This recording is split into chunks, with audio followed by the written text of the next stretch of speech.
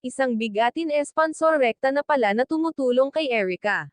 Bago natin ipagpatuloy ang reaction video na ito, isang mapagpalang araw sa inyong lahat mga kalingap. May usap-usapan na rekta na palang tumutulong itong bigatin sponsor kay Erica. Kaya maraming netizen ang mga nagsasabi na hindi nang hihinayang si Erica sa tulong ng kalingap at may nagbibigay na pala dito na bigatin sponsor. Kaya pala kung matatandaan natin ay kumuha ang magkapatid ng driver license at baka isang araw ay mabalitaan natin si Erica na meron ng sasakyan.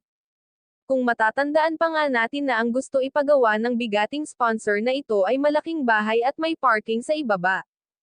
Alam naman nating lahat na walang kakayahan itong si Erica na makabili ng sasakyan. Pero ang ipapagawang bahay ng sponsor ay mayroon itong parkingan sa baba. Kaya noon pa man alam natin na usap-usapan na magbibigay yata ito ng sasakyan kay Erica. Dahil wala na nga sa kalingap si Erica, ito nga naging usap-usapan ng rumirekta na ito kay Erica sa pagbibigay ng tulong. Kung pagtagpi-tagpiin natin ang pangyayari simula nang makausap ni Erica ang sponsor na ito ay unti-unti na niyang sinasabi kay Edo na ayaw na niyang magpa-vlog. Iyon nga lang ay ayaw itong sabihin ni Edo kay Kalingap Rab.